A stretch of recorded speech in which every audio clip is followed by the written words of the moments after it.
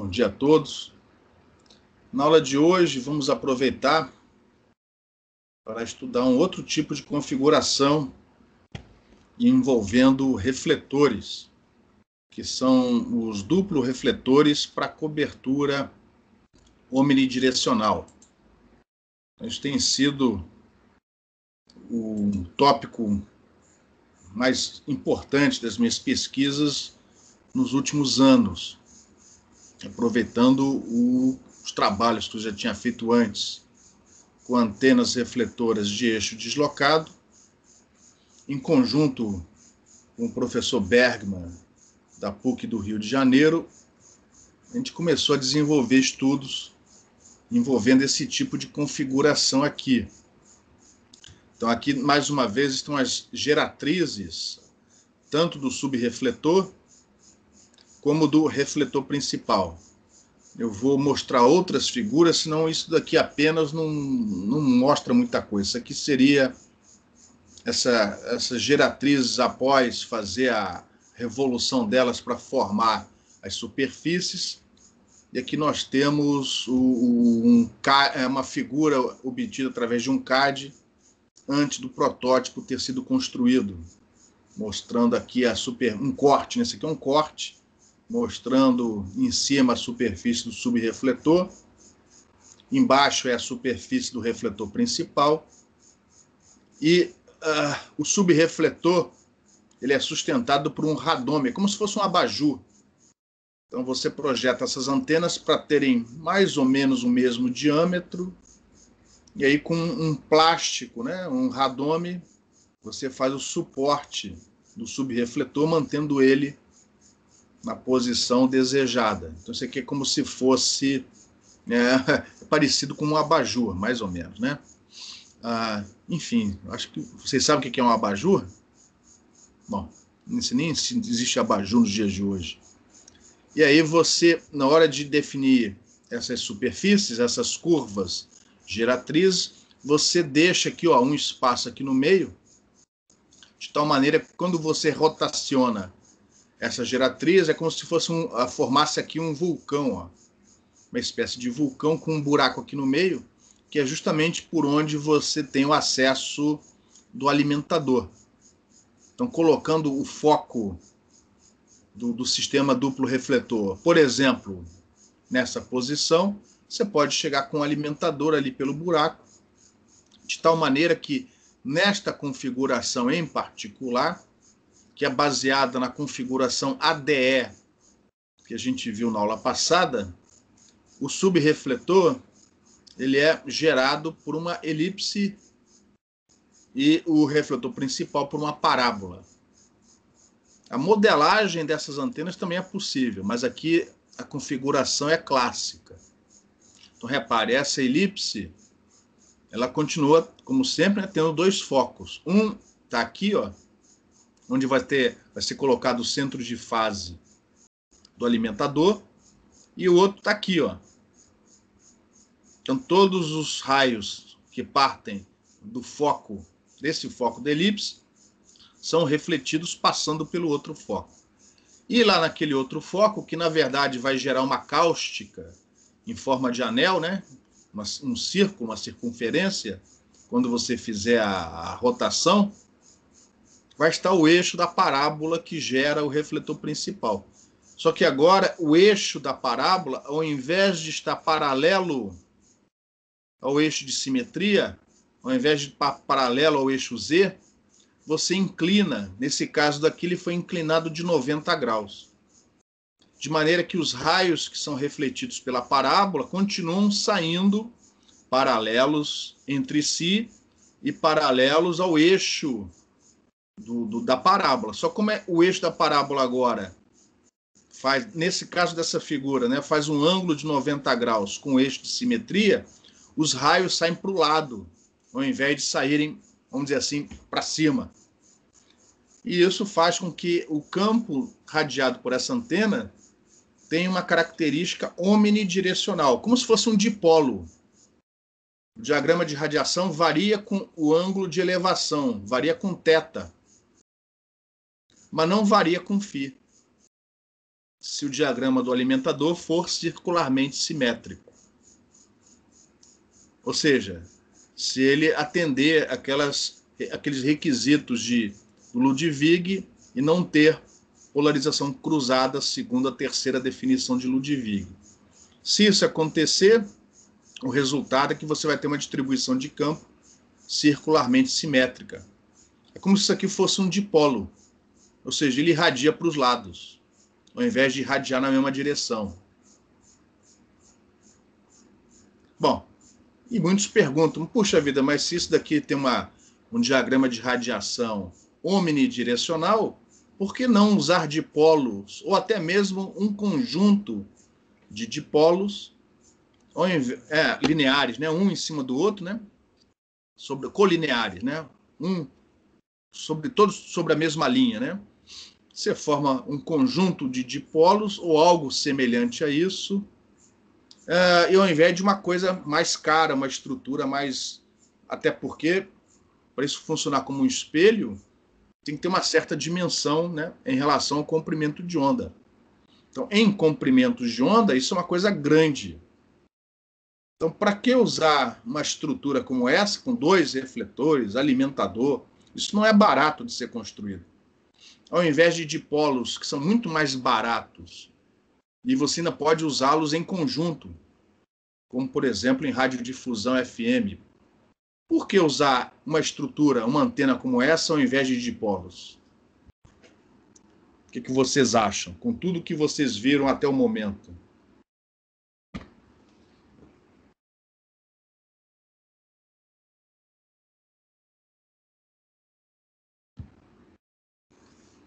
Fernando, eu acho que porque não perde potência jogando radiação para cima, né? Perdão, desculpa, fala de novo que eu não entendi o início. Eu acredito que é pelo lobo de radiação, porque você não perde potência para cima, né? Você irradia e volta ali, mas sempre para baixo, que é onde está os ouvintes, vamos dizer assim. Mas a gente poderia usar um conjunto de dipolos suficientemente grande, de maneira que, vocês se lembram, né? Quanto maior o número de elementos, quanto maior o conjunto, mais diretivo ele é, mais estreito é o feixe. É só lembrar daquela teoria de fase estacionária. Quanto mais dipolos vocês usam, a gente usa, né? Mais estreito fica o feixe e, consequentemente, você acaba podendo diminuir o campo que vai para cima. Não é essa... E mesmo assim ainda ia ser provavelmente mais barato que essa antena. Será que a largura de banda desse refletor seja maior? Isso. Vocês viram que o dipolo tem uma faixa de operação muito estreita. Então essa antena, se for bem projetada, tem potencial para operar uma faixa de frequências maior. E na medida, né, espera-se isso, na medida em que as frequências de operação dos serviços de comunicação pessoal começarem a aumentar, essas antenas em comprimentos de onda continuarão grandes, porém em centímetros serão pequenas o suficiente para você colocar isso em cima de uma mesa ou no telhado, no topo de um prédio, para receber ou transmitir sinais em frequências mais elevadas, né? O pessoal está pensando nos próximos serviços de... Pensando não, já em alguns países está funcionando, né? Operação de serviços de comunicação pessoal na faixa de 30 GHz ou acima disso, que é uma faixa de frequências conhecida como uma faixa de ondas milimétricas. E aí você precisa, né? Como o comprimento de onda é pequeno, qualquer folha de árvore, qualquer placa de trânsito bloqueia o sinal. E aí você precisa de células menores, áreas de cobertura menores, praticamente visada direta entre uma antena e outra. Então, essas antenas, em algumas situações, poderiam ser úteis ou na transmissão ou na recepção de sinais nessa faixa de frequência, tá? E são configurações que eu venho pesquisando junto com o Bergman nos últimos anos. Então, a ideia, essencialmente, estou repetindo aqui aquela geometria ADE que a gente viu na aula passada, ou na semana passada, tá? Então, você tem aqui um subrefletor ainda clássico, não foi modelado, formado, gerado por uma porção de elipse. Aqui estão os dois focos da elipse. O refletor principal é gerado por uma parábola. E aí você faz com que num dos focos da elipse venha aqui o alimentador e no outro foco você faz coincidir o foco da parábola, que gera o refletor principal.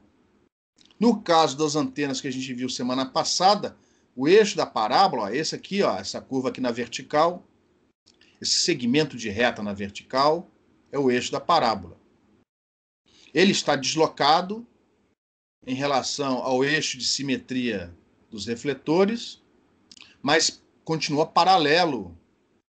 Ele foi deslocado, mas não foi inclinado. E com isso, segundo a ótica geométrica, todos os raios refletidos pela parábola saem todos eles paralelos entre si, caracterizando, né, a transformação de uma frente de onda esférica numa frente de onda plana, segundo os princípios da ótica geométrica.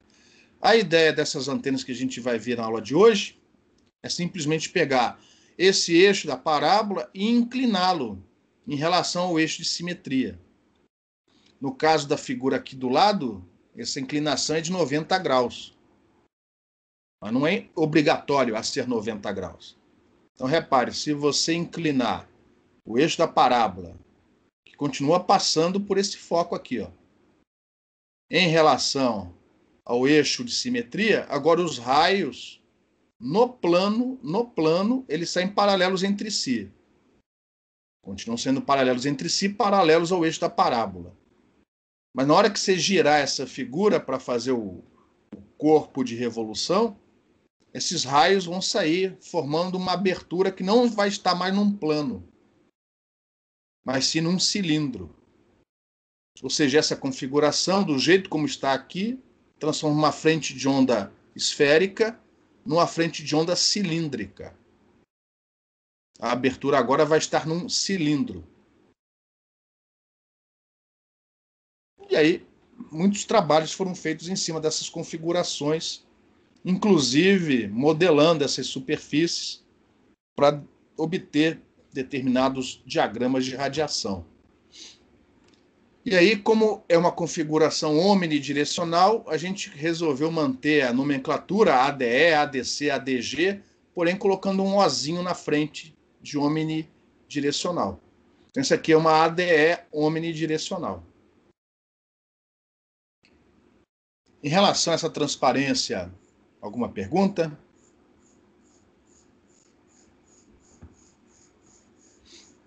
Apesar da abertura agora estar aqui, ó, a gente ainda continuou chamando o diâmetro projetado do refletor principal de DM, só que agora DM não é mais o diâmetro da abertura. A gente continua chamando, né, de DM, o diâmetro do refletor principal de DM é o diâmetro projetado em relação ao eixo de simetria. O subrefletor tem um diâmetro projetado DS, e aqui, ó, essa aberturinha que você tem no centro do refletor principal, a gente chama de dB.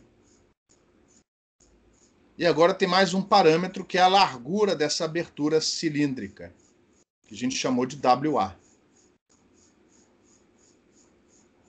E aí, utilizando conceitos de ótica geométrica, a gente chegou mais uma vez no campo na abertura e, utilizando o método da abertura, calculamos o diagrama de radiação e, utilizando um programa não mais de ótica física, mas de métodos momentos, a gente pode comparar, né, o resultado final com uma análise mais precisa. A teoria de abertura é rigorosamente a mesma, só que agora a integral, ela não é feita num plano. Ela não é feita num plano. Ela é feita num cilindro. O ângulo φ varia de 0 a 2π, ou seja, em volta do eixo de simetria. Mas agora, ao invés de você integrar em ρ, ou melhor, rolinha, né, como era quando a abertura era num plano, você vai integrar em z, desde essa coordenada até essa daqui.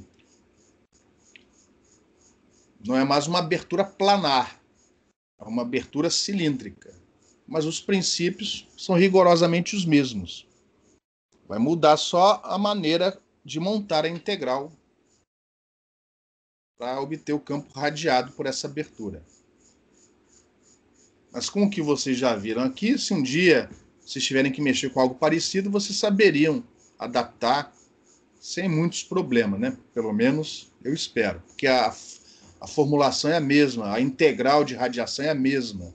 Só vai mudar o domínio onde as correntes equivalentes estão definidos, ou seja, vai mudar o domínio de integração. Mas a integral, todos os conceitos que vocês estudaram até hoje continuam valendo. Basicamente a mesma coisa. Aí eu tenho aqui algumas figuras. Esse conceito não é novo. Talvez o estudo não tenha sido feito de forma generalizada, mas antenas refletoras para cobertura ou para utilização omnidirecional não são novidade. Então aqui tem um exemplo, também não são comuns, tá? Não são comuns, mas não são novidade. Então aqui tem um radiotelescópio da antiga União Soviética, de 1974.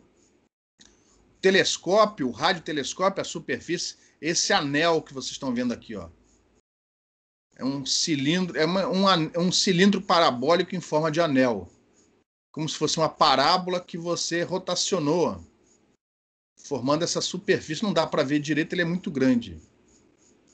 E essa estrutura que você está vendo aqui, funciona como o alimentador desse refletor grandão aqui. Essa estrutura fica bem aqui no meio. E qual é a ideia? Você tem aqui um alimentador apontando para baixo. Apontando para baixo. E aqui embaixo você tem um refletor em forma de parábola. De tal maneira que todos os raios que partem aqui do foco do sistema, eles são refletidos paralelos ao eixo da parábola, que está na vertical. Só que esses raios encontram esse cone. É um cone com semiângulo de 45 graus. Então, o raio sai daqui do foco, reflete uma vez, reflete duas vezes e sai perpendicular ao eixo aqui desse cone, na direção desse refletor que está lá longe. E aí, esses raios, uma vez refletidos pela terceira vez, vão para o céu. Ou seja, eles formam uma antena maior, sem a necessidade da superfície toda. E esse conceito, que não é muito popular, não sei dizer se essa antena é melhor ou pior do que as outras, né? Mas foi usado pelo menos uma vez pela antiga União Soviética. Essa estrutura aqui, alguns chamam de par-cone, ou seja, um refletor é uma parábola, um paraboloide, né? E a outra superfície é um cone. Então, alguns chamam isso de par-cone. Então, desde os anos 70, de 1970, o conceito já é utilizado. Aí, na internet, se encontra outras geometrias mais esdrúxulas. Aqui é feito como se fosse um guarda-chuva, né? É a mesma filosofia da antena anterior. Isso aqui é um paraboloide. Essa superfície é um paraboloide, só que o foco está bem aqui, perto da superfície. De forma que o alimentador é colocado aqui embaixo. Os raios saindo do foco são refletidos paralelos ao eixo do paraboloide. Aqui em cima você coloca esse cone e eles saem para os lados. Então, no final das contas, você tem aí uma antena omnidirecional. Alguns também chamam isso de discone. Ou melhor, a pessoa que projetou essa antena chamou isso de um discone parabólico. Isso daqui foi uma antena com a mesma filosofia, só que os refletores não são clássicos, eles foram modelados. Se não me engano, isso é um projeto francês para distribuição de sinal de TV digital. Então, o refletor, ele era modelado, o refletor principal foi modelado para fazer uma determinada cobertura, a gente vai falar sobre isso daqui a pouco, e colocar isso no alto de uma torre e distribuir sinal de TV digital para toda uma cidade, para a região sendo coberta por essa antena. E aqui tem um exemplo comercial dessa empresa Queen Star. Não dá para ver a geometria, porque o radome está projetando. Mas você vai ter aqui embaixo o subrefletor, o refletor principal, talvez em formato de cone, como esses aqui, ó. E repare, aqui é o guia que leva ou traz, né, a informação até o alimentador, que você vai pôr aqui no foco do sistema duplo refletor. É uma geometria elegante, ó, permite que você coloque, fixe, né, o subrefletor em relação ao refletor principal, utilizando um radome. Ó. Como esse daqui cristalino, né, um plástico, você consegue ver através dele o que está acontecendo lá do outro lado. Esse daqui não. É um material opaco, então não dá para ver a geometria do outro lado. Mas todas essas antenas não são novidades. O que acontece é que elas, por enquanto, são pouco utilizadas, né? Em relação a essas figuras, alguma pergunta? Vocês entenderam a geometria? Alguma dúvida?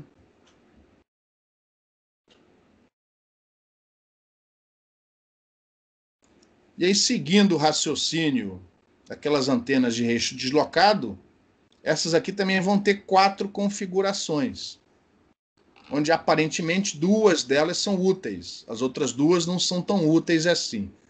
Mas do ponto de vista matemático, existem 4 geometrias possíveis, né, para essas configurações, mais uma vez baseadas na ADC, ADG, ADE e ADH. Só que agora a gente coloca um ozinho na frente para dizer que os raios não vão mais todos na mesma direção, mas eles são soltados, né? São jogados em torno do eixo de simetria. Então a gente começa aqui com a OADC. Então o princípio é o mesmo da ADC, da Cassegrain, que a gente viu em aulas anteriores. O subrefletor é gerado por uma hipérbole, onde um dos focos da hipérbole é o ponto O, é colocado bem no eixo de simetria. Aqui vai estar o foco do seu sistema duplo refletor. Aqui você vai colocar o centro de fase do alimentador, que vai vir aqui por baixo. Ó. Você vai ter uma abertura cujo diâmetro é dB, que você controla para permitir o acesso, aquilo que for necessário para o acesso do alimentador até o foco do sistema duplo refletor. E essa hipérbole que gera o subrefletor tem outro foco virtual aqui atrás. Ponto P, em vermelho. E nesse ponto P você faz coincidir o foco da parábola que gera o refletor principal. A diferença é que agora o eixo da parábola não vai estar mais paralelo ao eixo de simetria. Ele vai estar inclinado. Nessa figura, a inclinação é de 90 graus. Então, após a segunda reflexão, os raios saem perpendiculares ao eixo de simetria, chegando aqui numa abertura que não vai ser mais uma abertura planar, e sim uma abertura cilíndrica. Uma vez obtido o campo da ótica geométrica na abertura, você transforma isso nas correntes equivalentes, integra e acha algumas características úteis para essa antena. Se a análise for muito aproximada, você pode ainda analisar essas antenas usando o método dos momentos, por exemplo, ou até mesmo ótica física, adaptando o programa que vocês têm. Mas basicamente vai ser a mesma coisa em relação à ótica física. Aí repare o seguinte, que nós temos 2 cáusticas para o raio, para o campo, né, para a frente de onda, que é refletida pelo subrefletor. Uma cáustica aqui no ponto P e a outra está sempre sobre o eixo de simetria. Todo corpo de revolução tem uma cáustica, pelo menos uma, no eixo de simetria. Repare que as 2 são virtuais, as 2 estão atrás ou em cima, no caso, do subrefletor.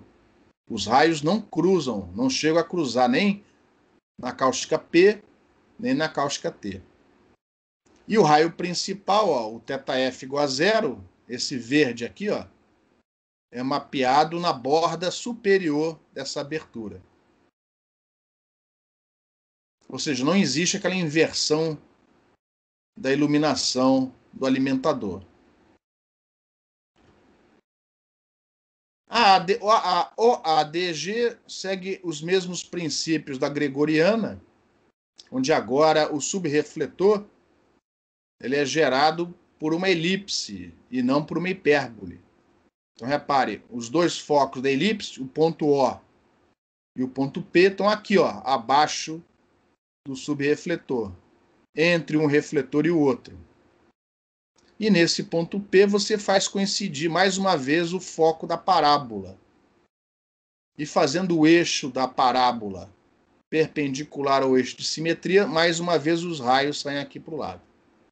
Repare que agora, diferentemente da outra configuração, as duas cáusticas P e T são reais. Os raios passam por esses pontos.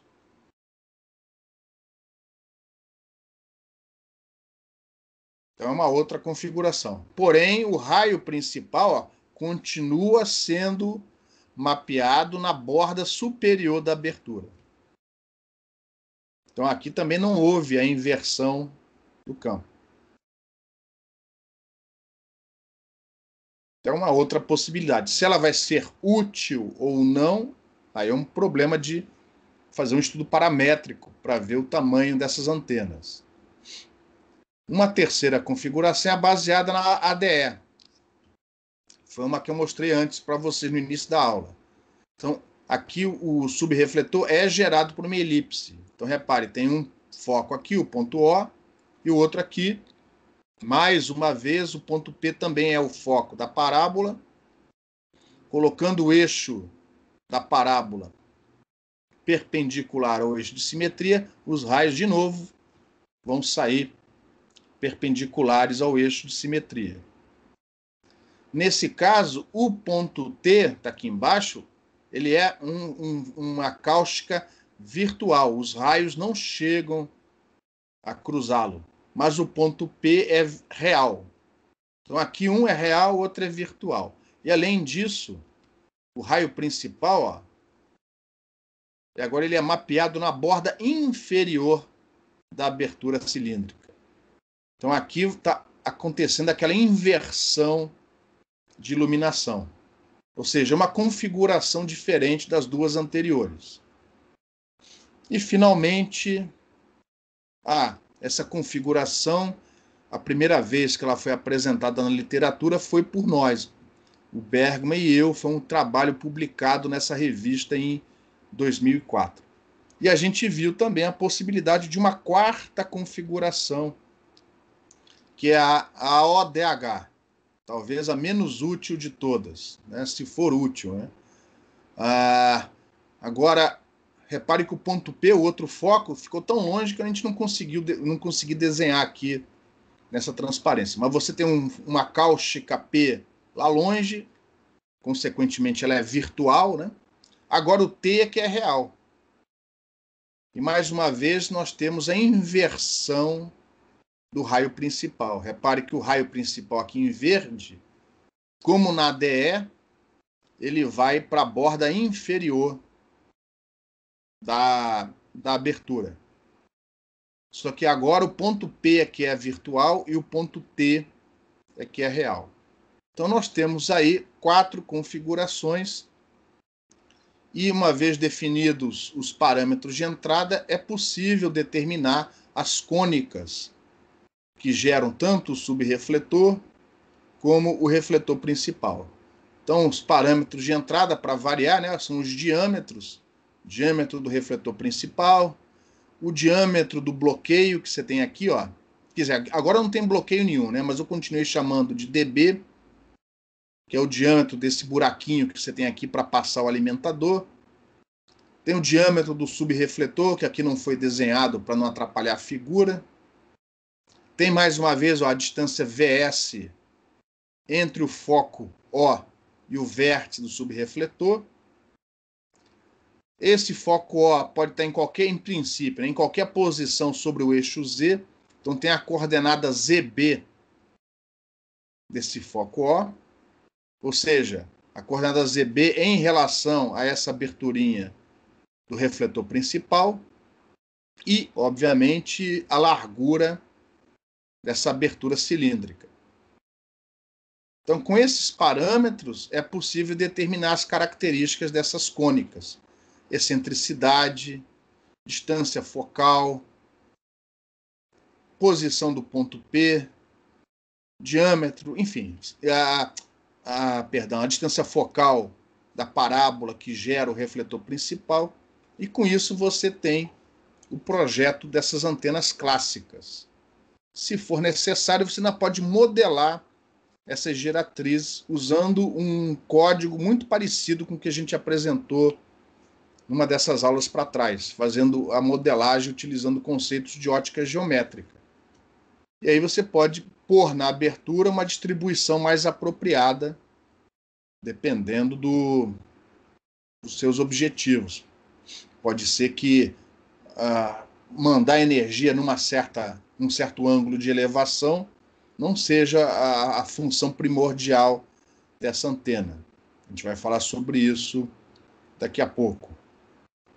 Em relação a essas configurações, essas geometrias, alguma pergunta?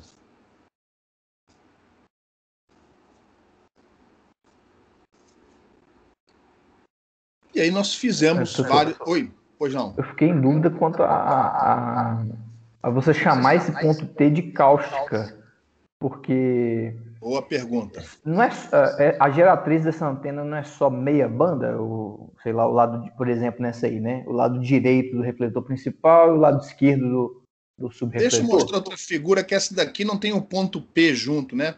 O ponto P ficou fora. Vamos mostrar uma melhorzinha. Essa daqui, ó, onde os dois são reais. Beleza? Essa figura tá boa para você? Sim. Beleza? Em relação ao ponto P, você consegue visualizar que ele, uma vez rotacionado, tá? Toda vez que eu falo, isso aqui é uma cáustica, é sempre em 3 dimensões, depois de haver a rotação da figura e dos raios correspondentes, tá? Em relação ao ponto P, dá para perceber que aquele ponto P vai gerar uma cáustica?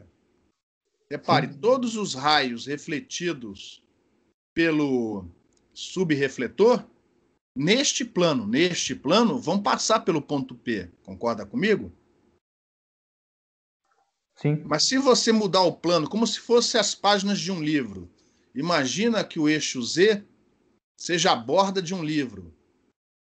E aí você abre o livro, cada página é um plano ou um semiplano, né? Φ diferente. Então, cada página vai ter o ponto P numa outra posição. Todos esses pontos P em torno do eixo Z geram a cáustica em forma de uma circunferência.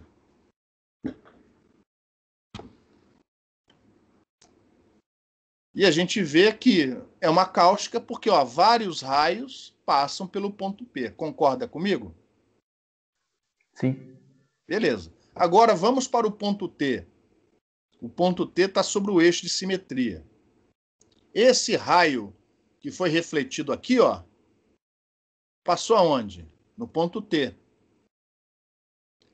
Só que se você mudar a página, se você for para outro semiplano φ, vai haver um outro raio.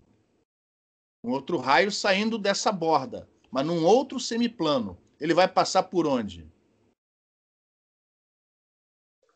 Pelo T também. Pronto. Então você tem, além dessa cáustica em forma de circunferência, você tem uma cáustica em forma de segmento de reta sobre o eixo de simetria. Todos os pontos por onde passa raio, aqui não... Aqui, tem um raio, só que ele é um raio limítrofe, né? Ele está bem no ponto Q. Mas do ponto Q até aqui, toda essa linha sobre o eixo de simetria é uma cáustica. Só um momentinho. uma dessas cáusticas está associada à frente de onda num plano, enquanto que a outra no plano ortogonal. São os planos principais da frente de onda. Quem fez ou ainda vai fazer a matéria do Cássio vai ver essas coisas com mais detalhe. Mas tanto o ponto T como o ponto P são cáusticas. Só que o ponto P vai estar associado a uma cáustica em forma de circunferência, enquanto que o ponto T, uma cáustica linear, em forma de linha. É o que eu falei aqui. Ó. Beleza? Aqui eu só estou mostrando o ponto T e o ponto P para um raio específico. Talvez a figura não tenha sido feliz, tá? Eu só estou mostrando o ponto T para este raio. Consequentemente, para o outro raio também. Mas, na verdade, por exemplo, esse raio verde tem outro ponto T, perto do vértice do subrefletor. Beleza? Beleza, é porque eu imaginava que essa ideia de cáustica, ela tinha que estar, por exemplo, nesses mesmos planos, né? Mas não. Uma cáustica está associada ao raio de curvatura da frente de onda num certo plano. A outra vai estar associada ao plano perpendicular. Lembra da figura que a gente desenhou umas aulas atrás para tentar ilustrar a ótica geométrica? Se você olhar lá, as cáusticas, ou a porção da cáustica, né, associado àquela região que a gente desenhou, uma está perpendicular à outra. Que é para dar essa ideia. Uma cáustica é relativa a um plano, a outra relativa ao plano perpendicular.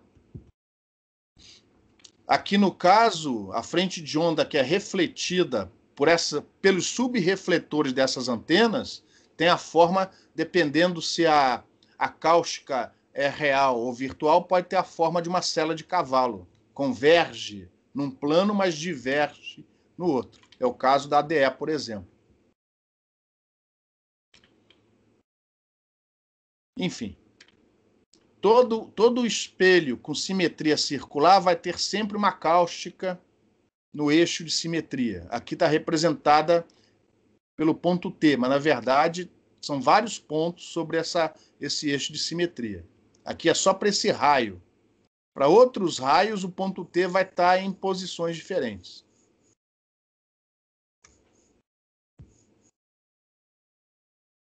Mais alguma pergunta?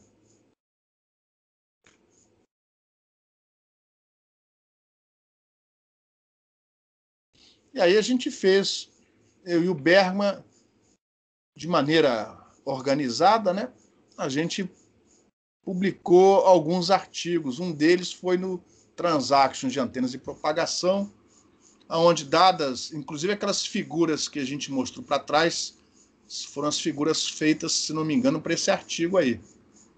A gente conseguiu, vou mostrar isso aqui rápido, não importa, mas você tem equações que, dados os parâmetros de entrada, diâmetro dB, diâmetro dm, distância do foco até o vértice, posição ZB do seu foco, diâmetro da abertura, WA, você consegue determinar de maneira única, né, sem ambiguidades, né, as geratrizes dessas configurações.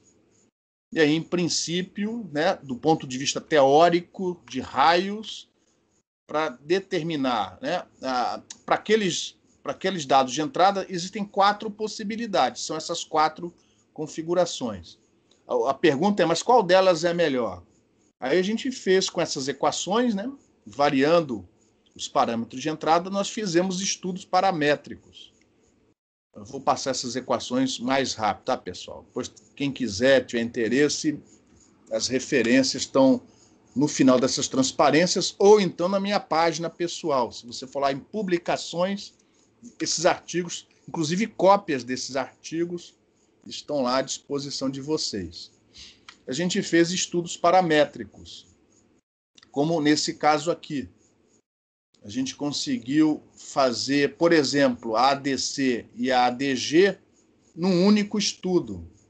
A gente conseguiu ver que, variando esses parâmetros de maneira contínua, uma naturalmente recai na outra, dependendo de como você muda o parâmetro.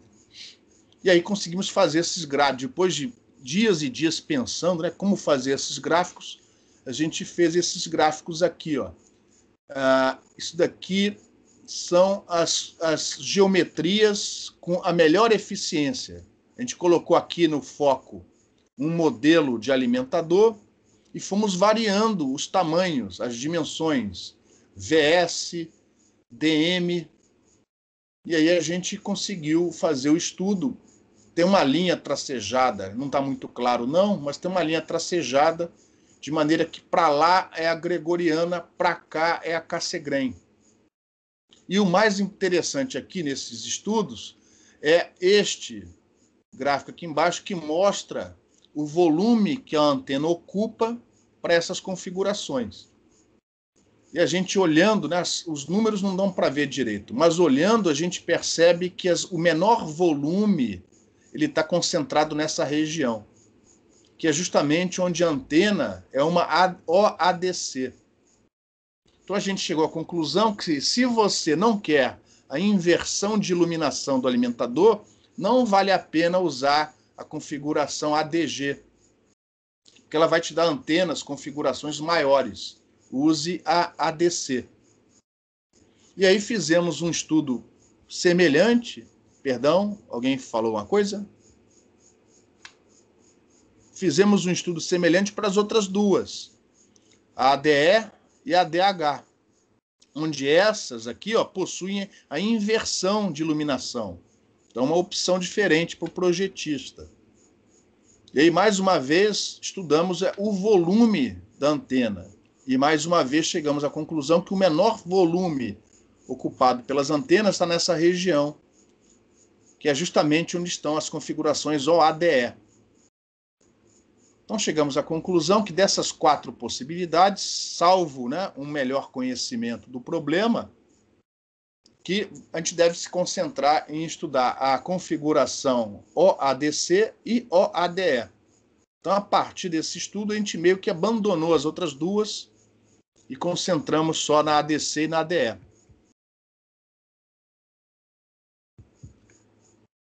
E aí, lógico, a gente aproveitou o mesmo artigo para obter o campo na abertura dessas antenas, utilizando ótica geométrica, onde agora o máximo de radiação não vai ser mais na direção θ igual a 0. Ó.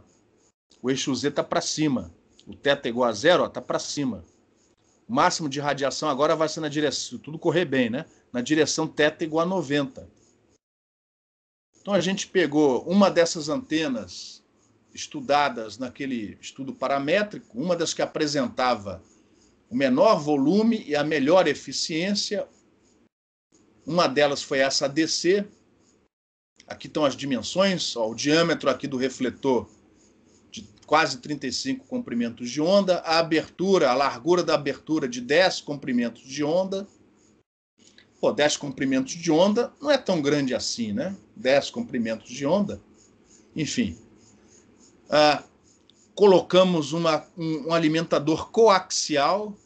Então, isso aqui representa uma geometria coaxial, de tal maneira que a gente pôde fazer a análise não só usando o método da abertura, mas também usando o método dos momentos, colocando o alimentador mesmo, a geometria do alimentador dentro da geometria analisada. Ou seja, a gente analisou todos os possíveis acoplamentos eletromagnéticos, não só com a estrutura de alimentação, mas também com os refletores. E comparamos os diagramas de radiação com aquele do método da abertura, aqui. Então, em linha cheia, é o diagrama de radiação segundo o método da abertura.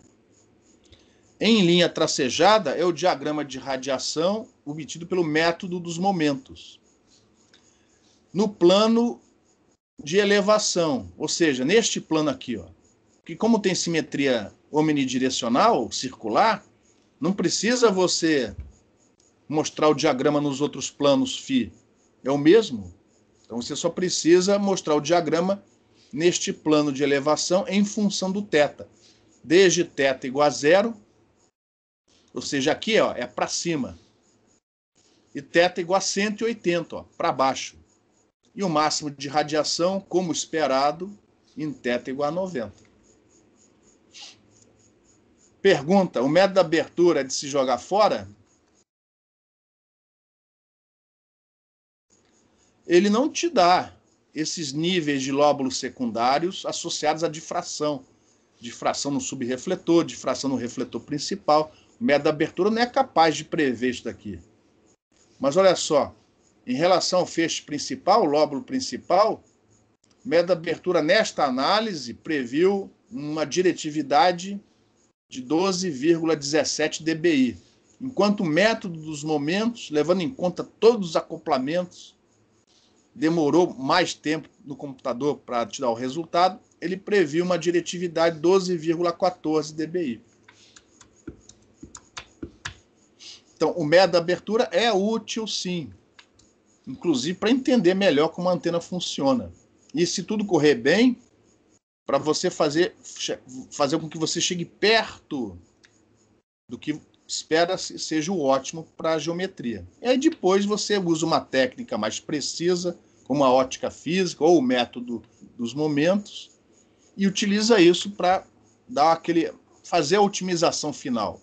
Mas se tudo correr bem, mais próximo do objetivo, do que simplesmente começar do zero, e às vezes aquele negócio roda ou leva para uma geometria que não tem nada a ver, uma geometria que inclusive não pode ser fabricada facilmente. Então, o método de abertura, em antenas refletoras, ele é sempre útil. E repare, com uma dimensão de abertura que não é tão grande assim, 10 comprimentos de onda, e não é uma abertura num plano, é num cilindro. E ela deu um resultado muito bom. Isso é para mostrar que é útil, sim. O método de abertura é útil, desde que a antena seja suficientemente grande em relação ao comprimento de onda. Isso foi publicado basicamente nesses 2 artigos, né? Professor, Oi. Por que o método de abertura deu diretividade em θ igual a 0 e θ igual a 180? Não entendi a pergunta, fala de novo.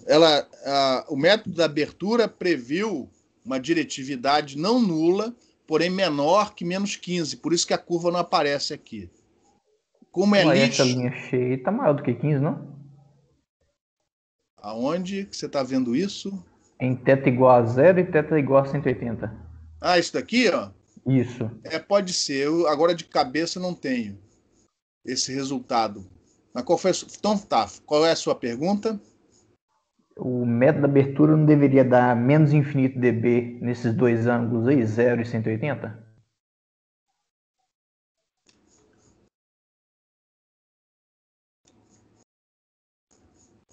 Eu acho que não, tanto que não deu.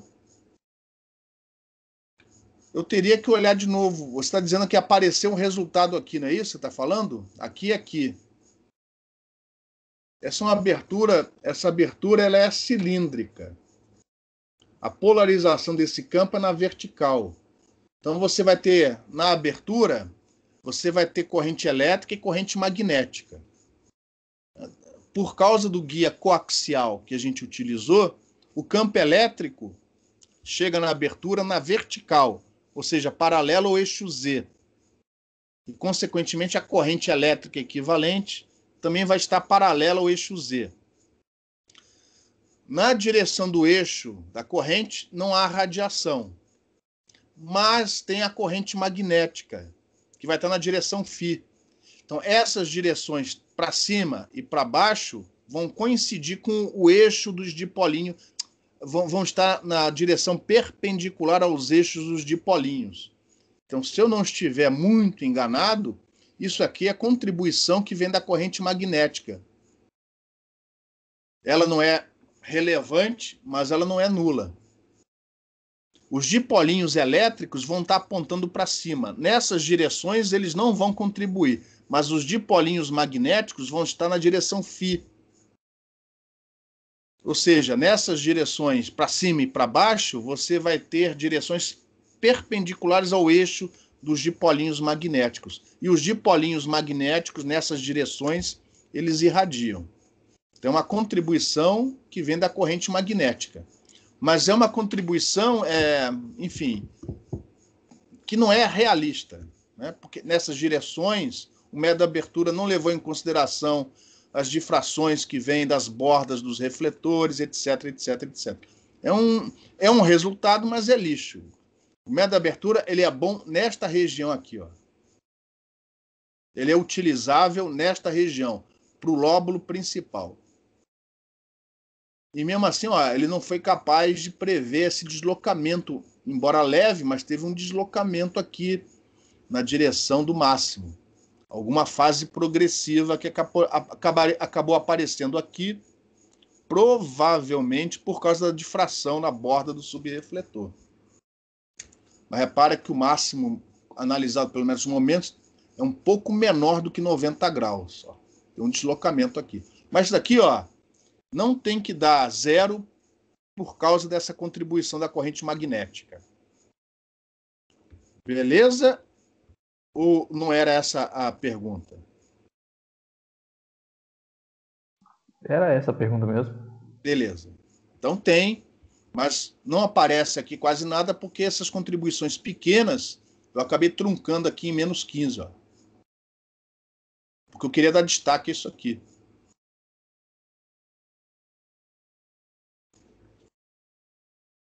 Então, esses dois trabalhos foram publicados depois daquele outro, né, em 2005. Nesse aqui do 3S, a gente mostra as 4 configurações, faz o estudo paramétrico. Se não me engano, esse diagrama, inclusive, veio desse trabalho aqui. Para quem não sabe, o Bergman foi o meu orientador de trabalho final de curso e de mestrado. Depois, quando eu voltei para vim para o UFMG, a gente reativou a parceria, né, de pesquisa.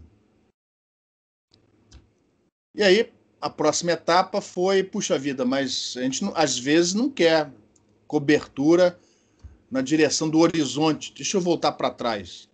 Isso aqui, ó, repara, esse 90 graus, né, se não houver montanhas em volta, é a direção do horizonte. E se você quer cobrir uma região, você não quer que o diagrama de radiação faça isso. Você quer o quê? Que o máximo de radiação venha mais para perto ali da base onde você pôs a antena. A cidade deve estar ali embaixo, não no horizonte.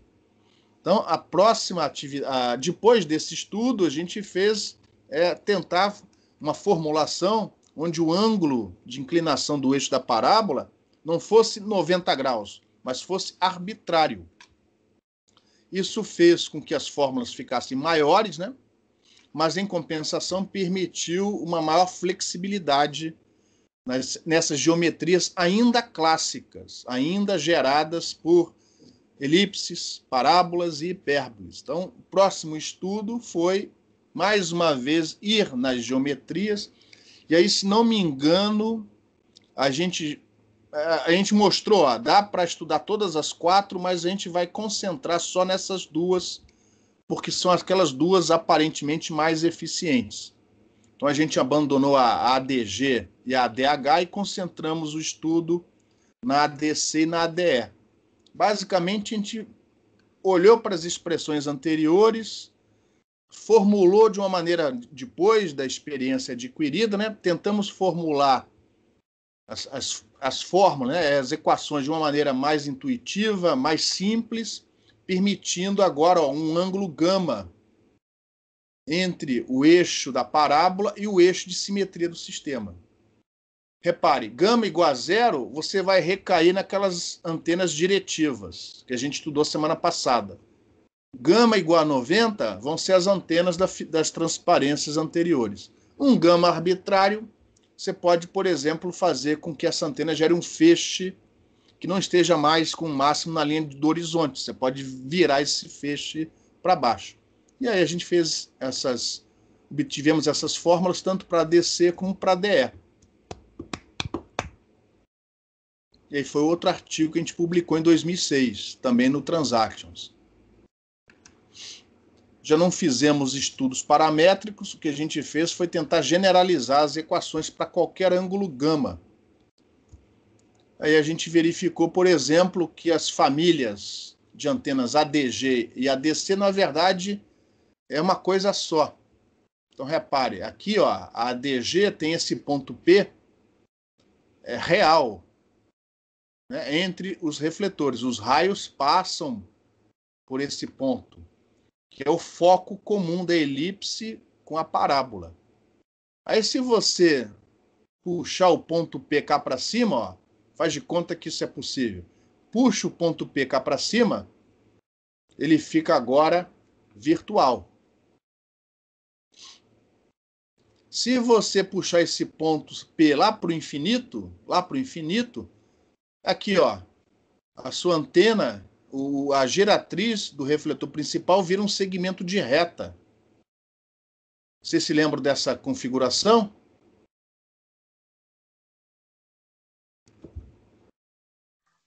Lembra Arcônica, daquele... né? Oi? Arcônica, uma coisa assim. Isso. Lembra daquele refletor o radiotelescópio da União Soviética? É essa geometria aqui, ó. Ou seja, a Parcone é um caso particular da ADC. Aí, ó, esse foco que foi lá para o infinito, ele reaparece por baixo, né? E aí a ADC vira essa aqui, ó. Ou seja, o refletor principal não é mais gerado por uma hipérbole, e sim por uma elipse. Então, isso permitiu que a gente tivesse uma outra visão sobre essas antenas. Ou seja, a ADC e a ADG basicamente são a mesma família. E aí a gente utiliza aquela que te der o menor volume, né? Aparentemente, parece ser uma dessas configurações, ou assim ou assim. E aí o mesmo foi feito para a DE e para a DH, a gente chegou na mesma conclusão, que puxando esse ponto P para cima, você recai nas outras configurações que a gente chamou de ADH. Ou seja, é a mesma família. E aí você utiliza aquela que você achar que é mais interessante, que te der a melhor geometria. Tanto que o Bergman, ao invés de chamar de ADC, ADE, ADH, ele chama de família 1, família 2. Ou tipo 1, tipo 2. Tá? Para ele, isso aqui é o tipo 1 e a outra é o tipo 2. Então, dependendo de quem faz a pesquisa, ou chama de tipo 1, tipo 2, ou chama por esses nomes aqui. E aí, aproveitamos para fazer mais um estudo, né, de caso. E mais uma vez, aqui não teve método de abertura não, aqui é métodos momentos. No caso aqui eu estou mostrando da configuração ADC, com o gama menor que 90 graus ou com o gama maior que 90 graus, mostrando, como já era esperado, que você realmente consegue controlar, ó, a posição, a direção do máximo de radiação no plano de elevação, tanto para ADC como para ADE.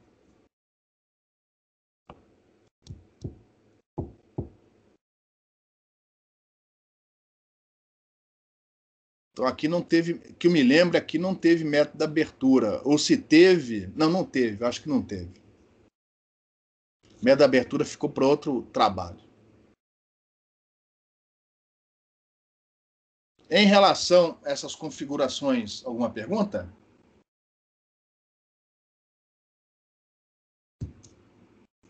Observe que esse diagrama é no plano de elevação, desde θ igual a 0 para cima, passando por θ igual a 90, na linha do horizonte, até θ igual a 180 graus para baixo. Deixa eu aproveitar esses resultados para fazer uma pergunta para vocês. Por que você tem aqui, ó, uma quantidade de energia relevante, intensa, por exemplo, indo para baixo, aqui, ó, e para cima, aqui? De onde vem isso?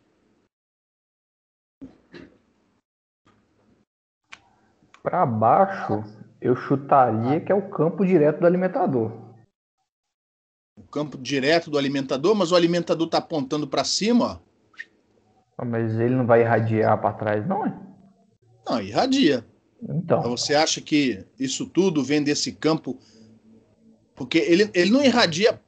Aqui, ó, dessa figura para baixo, já é o guia. De lá de dentro não sai nada. O que sai do alimentador sai por essa abertura aqui, ó. Você acha que isso daqui é o que vem direto do alimentador? Não, não faz sentido. Então seria da borda, né? Borda de quem? Na parte dos 180 graus seria a borda do refletor principal, né? E na parte do zero estaria mais ligada à borda do subrefletor. Exatamente. Por quê? Por que essa difração da borda é mais intensa em θ igual a 0 e θ igual a 180? Isso acontece também nos outros refletores, só que eu não mostrei isso para vocês, não falei sobre isso lá atrás. Estava sempre mais preocupado com o que acontece para frente, né? Na direção do máximo. Eu nunca me preocupei em falar muito sobre o que acontece para trás, atrás do refletor. Eu estou aproveitando essa figura, onde isso aparece com clareza, né? Para trás de um refletor, cá para cima, θ igual a 0, e do outro refletor, θ igual a 180, você tem um aumento, inclusive, totalmente indesejável dos níveis de lóbulos secundários. Por que atrás de um refletor, geralmente a intensidade do campo aumenta, prejudicando a razão frente-costas dessas antenas? Aqui não tem sentido falar frente-costas, né? Mas nas outras antenas diretivas tem. Por quê? Por que esse aumento exatamente na direção do eixo de simetria? Pensa na borda, pensa na borda. Na verdade, a difração não vem de um ponto na borda, vem de todos os pontos da borda. O que acontece quando o observador está exatamente sobre o eixo de simetria? Ele enxerga, né, todas as bordas, né, do refletor, ou principal ou secundário, né? Não, se eu tiver aqui, ó, se eu tiver aqui fora do, ó, eu estou aqui nesse ponto vermelho. Eu não estou no eixo de simetria e eu estou vendo toda a borda.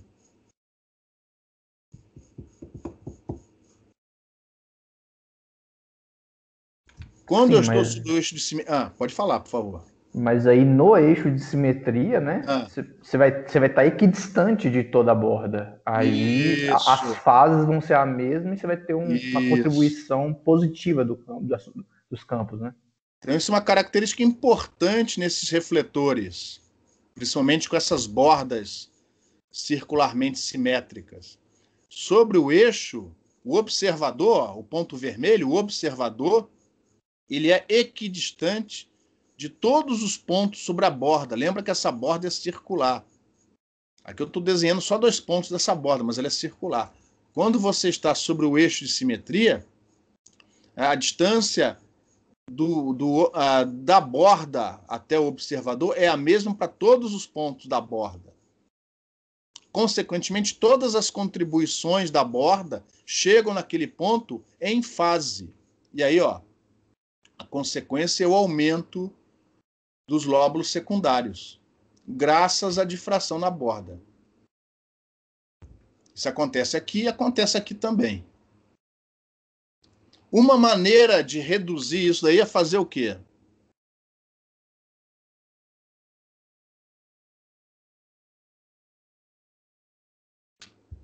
O que você pode fazer para reduzir isso daí? Fazer, em vez de um refletor circular, né? Sei lá, quadrado, uma coisa desse tipo. Você pode serrilhar a borda, fazer a borda em zigue-zagues, justamente para diminuir a coerência dessa contribuição, ou iluminar menos a borda. Ou ambas as coisas. Você pode iluminar menos a borda, por exemplo, prolongando a geratriz. Você põe um pouco mais de geratriz, prolonga a geratriz de maneira que o campo na borda final seja menos intenso. Ou você pode serrilhar a borda. E com isso você diminui, né? Você faz a coisa aleatória de maneira que aquela difração se espalha mais de maneira incoerente nas direções. Mas, de qualquer maneira, essa observação que eu queria fazer, e eu confesso que eu falhei. Na hora que eu apresentei o refletor principal, né, eu dei muito destaque, como tinha que ser, ao método da abertura, e eu não fiz nenhuma análise para trás, mostrando esse efeito. Mas, ainda bem que tem esse gráfico aqui, eu posso falar agora para vocês. Então, esse aumento da radiação, aqui no caso particular, para θ igual a 0 e para θ igual a 180, está associada a difração na borda desses refletores.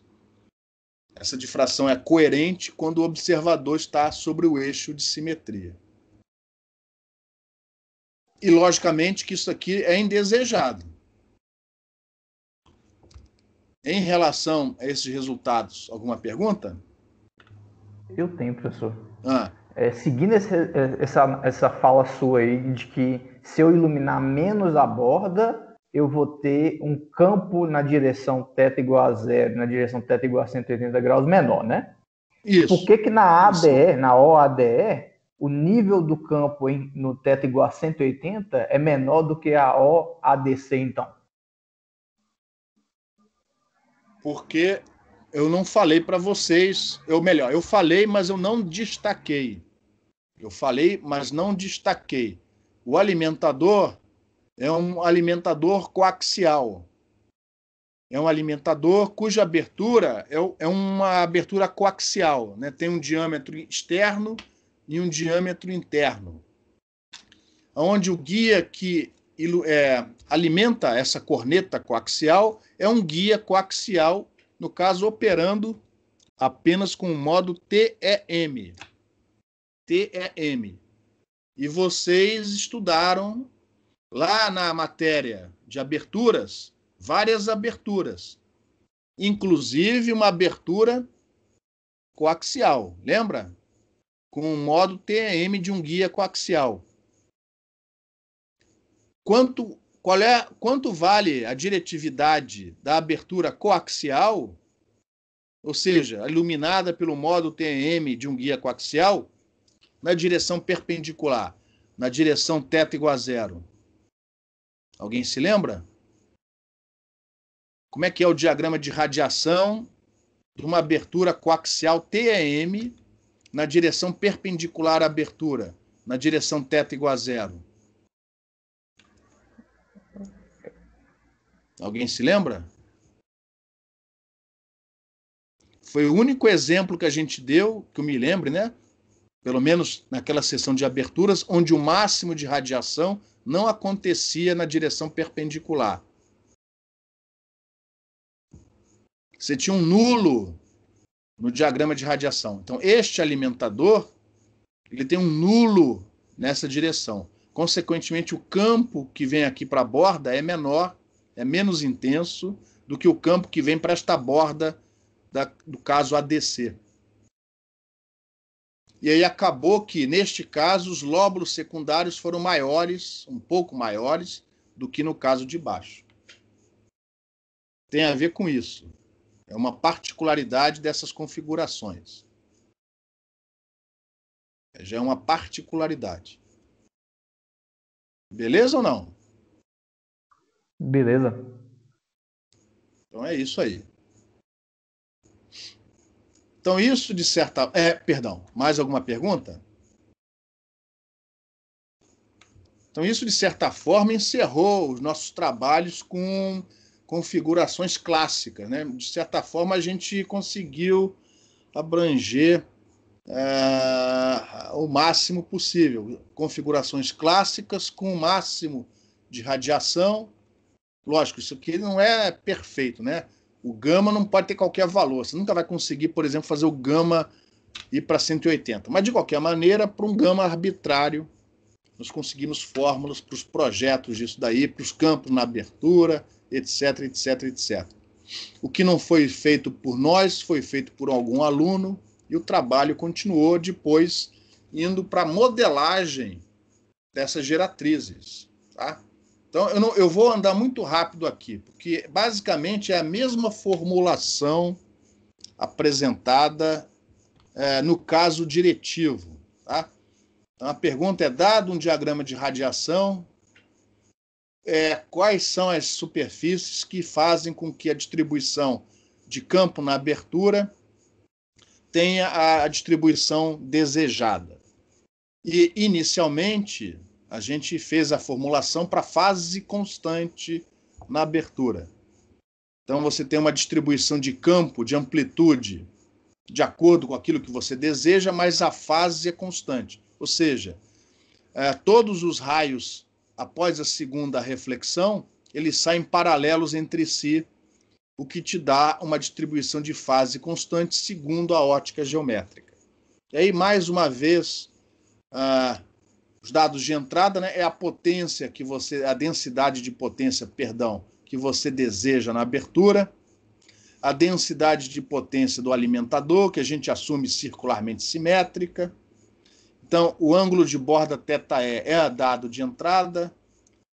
Os limites da abertura, a coordenada z de um ponto e a coordenada z do outro ponto, ponto L, ponto U, também são dados.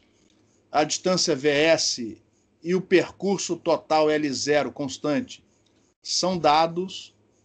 E aí, mais uma vez, utilizando Fermat em cima da trajetória óptica, nós chegamos nessa equação diferencial. Repare que é muito parecida com a equação diferencial mostrada anteriormente, só que aqui, ao invés de a gente definir uma coordenada, enfim, perdão, desculpa, é a mesma coisa, XM, ZM, muito parecido, só que agora a abertura está aqui, e não no plano Z constante, e sim num cilindro. As coordenadas XM e ZM têm que ser colocadas em função do ângulo θF do alimentador, e isso é feito igualzinho como foi feito para o outro caso. A gente tem que impor percurso constante L0 até a abertura, isso te dá o XM em função do θF. Aí você joga aqui dentro. E o ZM, a gente utiliza conservação de energia. Ou seja, a energia que você... Perdão, a potência, né? A potência que você tem no cone de semiângulo θF tem que chegar na abertura do jeito como tem que ser. Tem que ser igual, tem que se conservar. E com isso você tem a coordenada ZM em função do θF. Inclusive o programa que foi usado para fazer as sínteses é o mesmo programa que foi feito anteriormente, só que adaptado para essa nova realidade. E a condição inicial é que, quando o θF é igual a zero, o RF tem que ser igual a VS. É a mesma condição inicial. O algoritmo é quase que idêntico ao algoritmo mostrado no caso anterior. Se for ADG, novamente você vai mexer no sinal da coordenada X do refletor principal. Ou seja, tem um if lá dentro que diz, se for ADG, troca o sinal do XM, igualzinho como foi antes. Se for ADE, há uma inversão na iluminação. Ao invés da abertura ser preenchida de cima para baixo, ela é preenchida de baixo para cima. Então você mexe naquela igualdade que te fornece a conservação de energia. E, finalmente, se for uma ADH, você, além de usar isso daqui, muda o sinal do XM. Então, o mesmo algoritmo serve para você sintetizar as 4 configurações, com o mesmo algoritmo. Só que baseados, né, nas investigações anteriores, a gente fez mais um trabalho, só que concentrando na ADC e na ADE. A gente ignorou a ADG e a ADH dos estudos que foram feitos. E aí, mais uma vez, fomos e publicamos outro artigo no I3E, agora com a participação do meu orientador de doutorado. Então, sou eu, o orientador de mestrado e o orientador de doutorado, os 3 autores do artigo, já que essa formulação que eu mostrei para vocês de síntese, na verdade, quem desenvolveu foi o meu orientador de doutorado.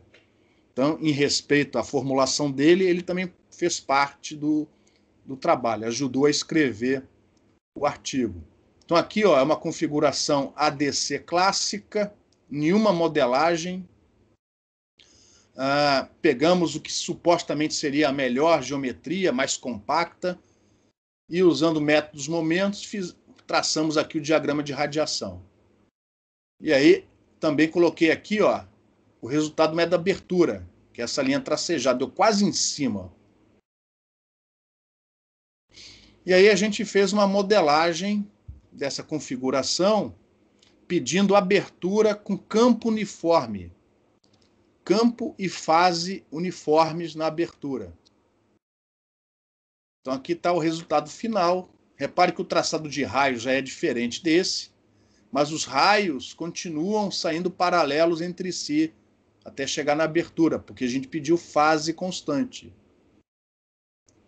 E aí o que o algoritmo no final fez foi o seguinte: como o campo aqui, nesse extremo e nesse é mais fraco, ele mexeu nas geometrias das superfícies para concentrar mais raios aqui e aqui. Ó. Repare que a concentração de raios aqui e aqui aumentou, que foi para compensar o campo da clássica. Então aqui, ó, segundo a ótica geométrica, você tem um campo com distribuição uniforme de amplitude e fase. Nós não vamos chamar isso de abertura uniforme porque ela não é planar. Mas nessa abertura cilíndrica, a fase e a amplitude são constantes. E aqui está o resultado. A diretividade, que antes era de 11,8, foi para 12,46. Um aumento expressivo, pô. Um aumento aí de ser mais de meio dB. Repare como o diagrama de radiação ficou mais estreito, mais diretivo. Ó, e mais uma vez, pelo menos o lóbulo principal bateu com o método de abertura. Olha que beleza. Essa abertura tem uma largura de 10 comprimentos de onda.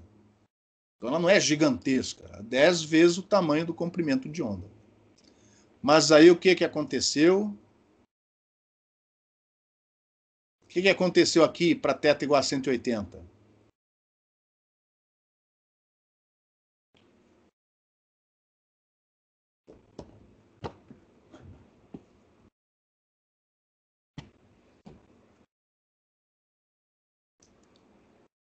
O que aconteceu aqui, pessoal? Para θ igual a 180. Ó, a diretividade era em torno de 5, 6 dB, dBi. Foi para quanto?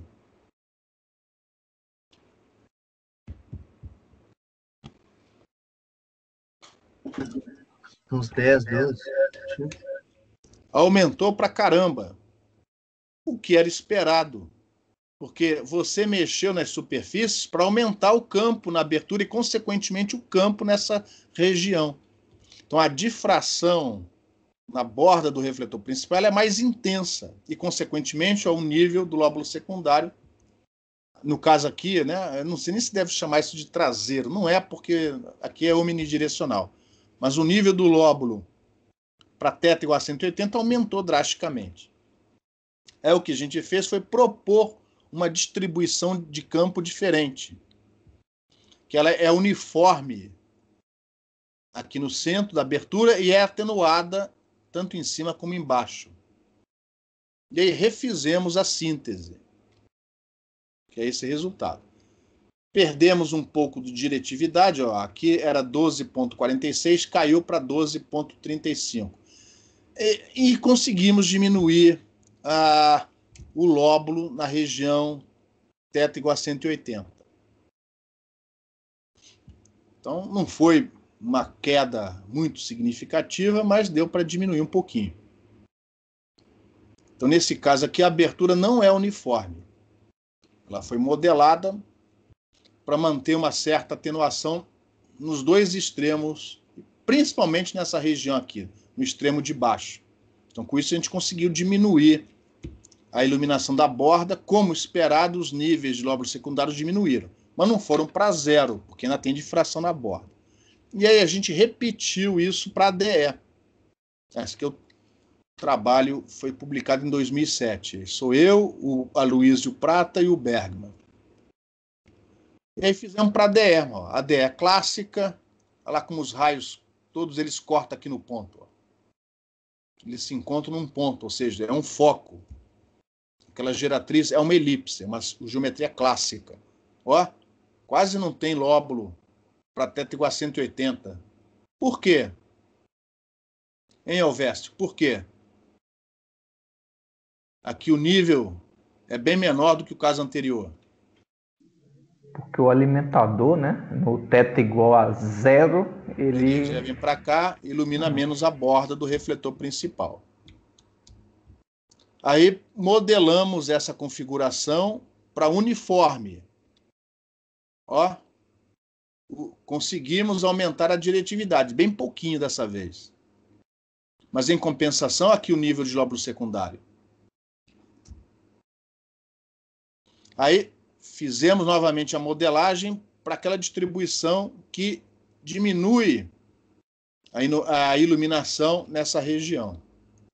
Aí conseguimos até aumentar, por acaso, a diretividade, não era esperado o resultado, mas aí observe que a ótica geométrica não leva os efeitos de acoplamento, etc, etc. Então houve aqui uma interferência construtiva, que agora de cabeça não me lembro mais o que foi, provavelmente faixa estreita. Repare que os raios não se cortam, ó, aqui é muito mais visível, repare que os raios não se cruzam no mesmo ponto. Você não tem mais uma cáustica em forma de anel, de círculo, ou de circunferência, né? Você agora tem uma superfície cáustica de revolução.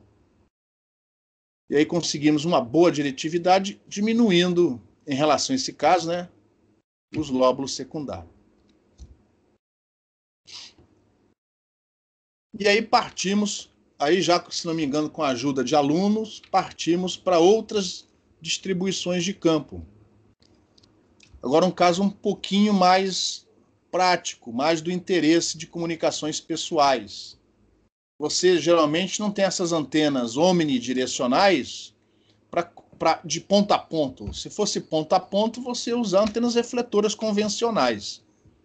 Se você está partindo para uma geometria omnidirecional, é porque você quer cobrir uma área. Senão, provavelmente não tem o mínimo interesse em você. Podia usar, de repente, uma antena IAG e apontar a antena, espinha de peixe, numa certa direção. Ia ser muito mais barato. Então, você quer cobrir uma área. E, geralmente, essas antenas que cobrem uma área, elas estão no alto de uma torre, de um prédio, e você quer cobrir essa área aqui. Tá? Só que você vai ter antenas mais próximas, como, por exemplo, essa daqui, e outras mais afastadas, como essa daqui. Ó.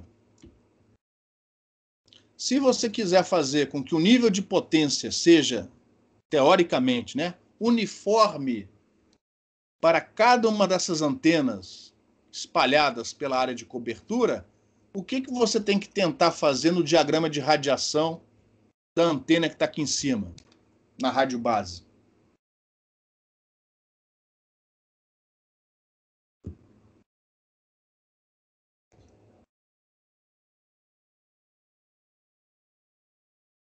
Por exemplo, a diretividade desta antena aqui, assumindo que todas essas antenas são idênticas, têm a mesma diretividade. A diretividade desta antena nessa direção, ó, tem que ser o quê em relação à diretividade desta antena nesta direção? Onde a antena tá mais a outra antena está mais afastada. O que tem que acontecer?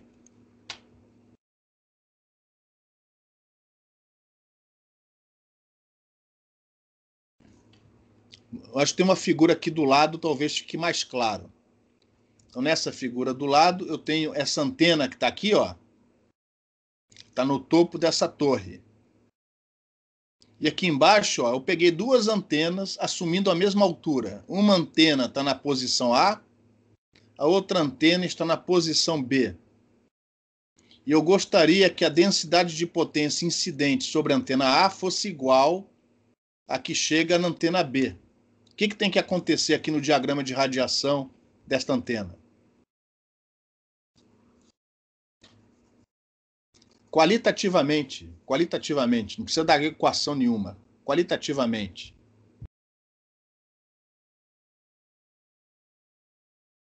a diretividade na direção da antena A tem que ser maior ou menor do que a diretividade na direção da antena B?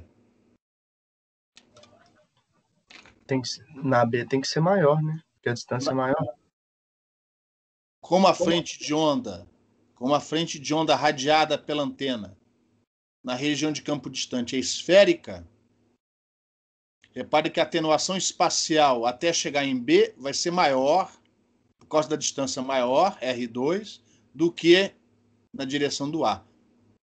Então, essas antenas, se você quiser uma cobertura uniforme, elas têm que radiar mais na direção do horizonte e menos na região em torno da sua base.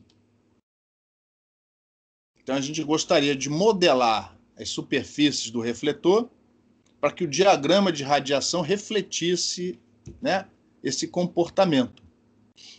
Assumindo as alturas das antenas que recebem, né, iguais, o diagrama de radiação que faz isso é o que a gente chama de cosseno cossequante ao quadrado.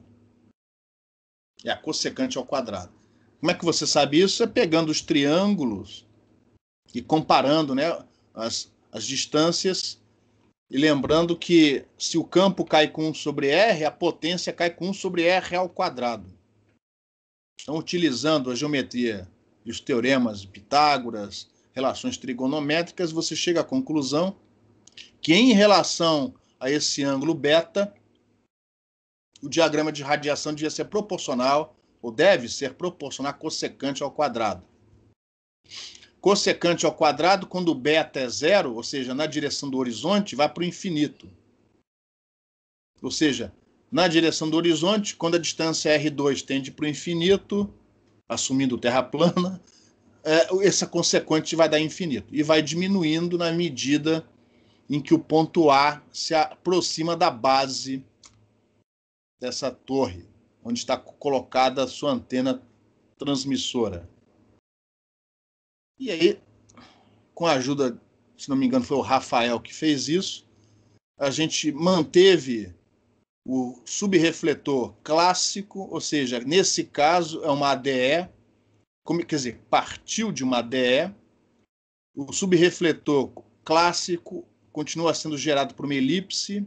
Então aqui está o foco, um dos focos da elipse, aqui, ó, onde esses raios vermelhos se cruzam, está o outro foco da elipse, mas o refletor principal, ó, foi modelado de tal maneira a redistribuir as trajetórias para gerar um diagrama com essas características.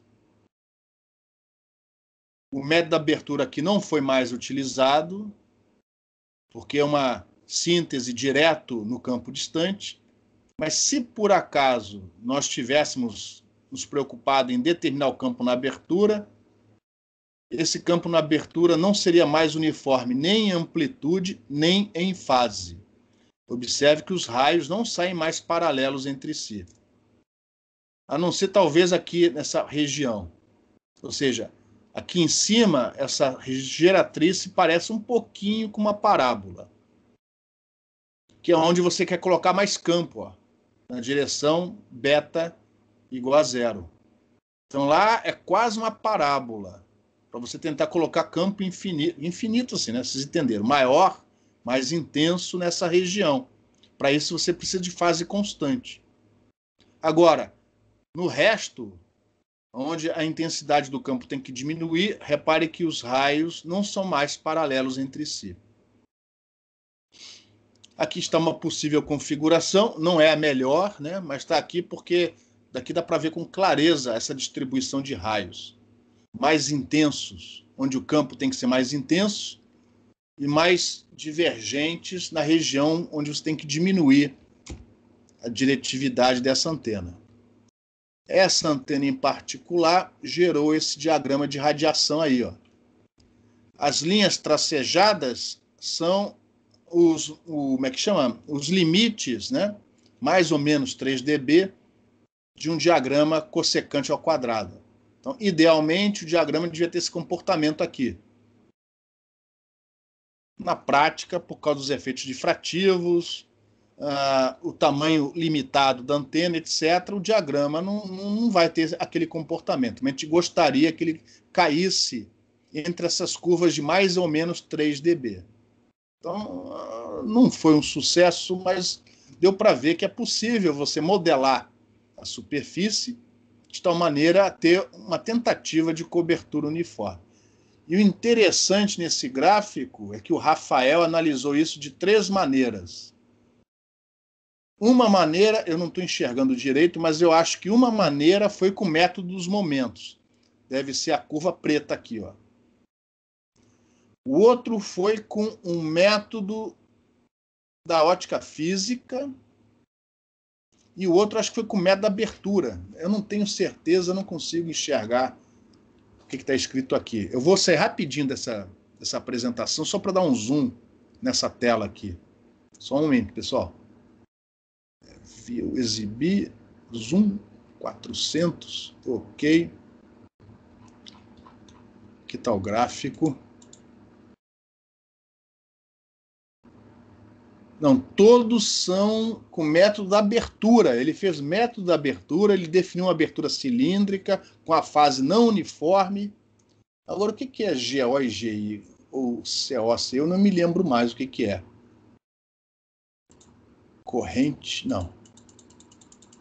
Não me lembro, tá, pessoal? Vou ficar devendo essa para vocês. A curva preta é a análise do diagrama com o método dos momentos, logicamente mais preciso, mais confiável. E os outros foi para mostrar que essas teorias que a gente utiliza, elas não devem ser jogadas fora, porque elas são muito mais rápidas. Então você pode usá-las numa primeira etapa para fazer a síntese, que não vai ser perfeita, né? E aí no finalzinho você parte para uma técnica de análise mais precisa, mais demorada, para entrar no seu processo de otimização.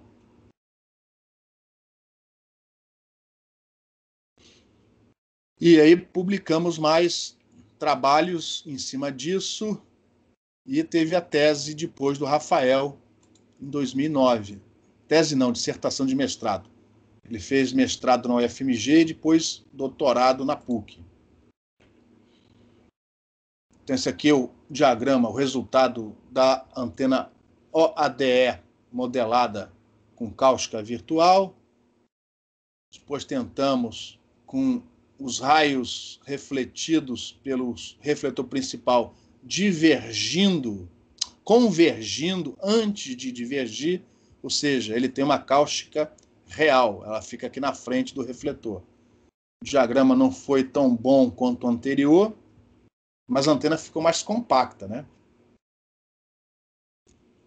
Tentamos com a ADC, eu não sei se vocês se lembram, no início da aula, eu mostrei uma antena que foi projetada na França. Aquela geometria, ó, é baseada nessa aqui. Eles fizeram muito antes da gente, com os trabalhos deles, mas acaba que aquilo ali é uma ADC, só que com o refletor principal modelado. Inclusive, ó, talvez tenha sido a que deu o melhor resultado. Ficou compacta, elegante e com um diagrama de radiação mais ou menos dentro daquilo que se deseja. Infelizmente, ó, com o aumento dos lóbulos secundários para baixo. Mas isso pode ser compensado, por exemplo, estendendo a borda desse refletor. A gente estende cá para frente, gasta mais metal, mas vai diminuir, porque o campo que vai chegar aqui embaixo vai ser menor e, consequentemente, a difração na borda vai diminuir. Ou você pode serrilhar a borda. Você estende e serrilha a borda. Então, você consegue mecanicamente, mexendo na superfície do refletor, sem influir no efeito da otimização, você consegue diminuir, se for necessário, esses lóbulos. E aí tentou-se também essa outra geometria com cáustica real, mas fracassou completamente. E aqui, no final da transparência, eu coloquei uma série, não são todos, mas uma série de artigos falando sobre essas antenas. Muitos deles do Bergman comigo. Mas trabalhos foram feitos anteriormente. Ó, a primeira antena dessas, que a gente se lembra de ter sido publicado, foi em 1985. Foi uma Parconi, ou algo parecido, baseado na Parconi. Então, desde o final do século passado, o pessoal já vem trabalhando com essas antenas, em princípio, para radiodifusão de TV digital. Era nisso que eles estavam preocupados, principalmente na Europa. Todos esses caras são europeus. Ingleses, espanhóis, franceses e espanhóis de novo.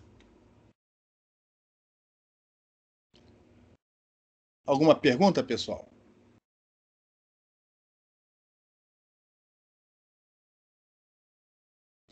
Com isso, a gente vai encerrar a parte, o estudo de antenas refletores aqui no curso. Na próxima aula, a gente vai começar a ver alimentadores. É um outro capítulo, aí a gente volta para o livro do Balanis, onde ele estuda os alimentadores cônicos e piramidais. Então, só para concluir, toda vez que você mexer com a antena refletora, ela tem que funcionar baseada na ótica geométrica. Se a antena não for grande em relação ao comprimento de onda, se a ótica geométrica não for o efeito primordial, aquilo ali não é uma antena refletora. É a mesma coisa que pegar uma cadeira e pintar de metal. Vai ser uma antena espalhadora, mas não refletora.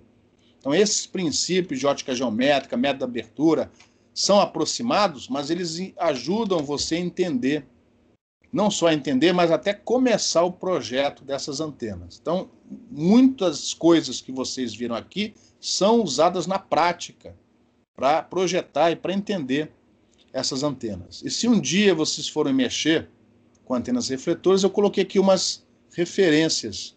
Uma que é clássica, o livro do Silver, e 2 artigos que foram publicados, um na década de 1970, outro na década de 1990, que, nas suas épocas, né, faz um apanhado do que estava sendo feito naquele momento em termos de antenas refletoras.